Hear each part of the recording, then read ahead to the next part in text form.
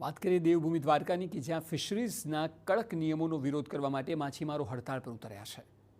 જી હા, દેવભૂમિ દ્વારકાના સલાયા બંદરના 800 જેટલા માછીમારો હડતાળ પર ઉતર્યા।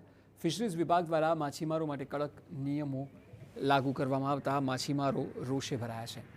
મહત્વનું છે કે તમામ બોટમાં દિશાયંત્ર સૂચન આપવા માટેના ફટાકડા, માછીમારી માટેના ખાસ બૂટ, ફાયરના સાધનો સહિતની વસ્તુ રાખવાનો નિયમ લાગુ કરાયો છે। જોકે આ નિયમોનું પાલન કરવું શક્ય ન હોવાનો માછીમારો દાવો કરી રહ્યા છે। માછીમારોનું કહેવું છે કે ફિશરીઝની કચેરી ઓખા આવેલી છે, જેથી કોઈપણ રજૂઆત માટે 120 કિલોમીટર દૂર જવું પડે છે।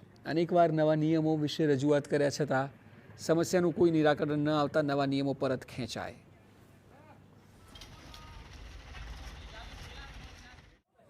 ફિશરીઝ ઓફિસ પણ ઓખા છે, અહીંયાથી આશરે 120 કિલોમીટર જેટી છે અને અમે વहाँ જઈએ છીએ તો અમારો કોઈ કામ થતો નથી। ખાલી અમને ફિશરીઝ અધિકારી એમ કહે છે કે થઈ જશે અને થતું કોઈ કામ છે નહીં અમારું।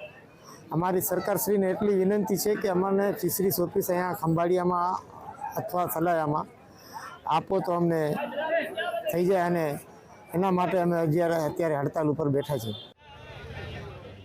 માછીમાર મંડળના પ્રમુખની દલીલ છે કે માછીમારોની બોટમાં પૂરતા સાધનો મૂકવાની પણ જગ્યા નથી, સાથે જ ફાયર સેફટી સહિતના મોંઘા સાધનો વસાવવા માછીમારો માટે શક્ય નથી। એટલે જો ફિશરીઝના નવા નિયમો પાછા નહીં ખેંચવામાં આવે તો ઉગ્ર આંદોલન કરાશે।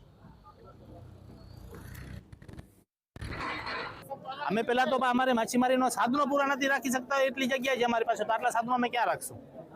જો ખરેખર કાયદાનો નિકાલ કરવામાં અમારે ઉપર નહીં આવે તો અમે આખો દેવભૂમિ દ્વારકા જિલ્લો ભેગો થઈ અને ઉગ્ર આંદોલન કરશું।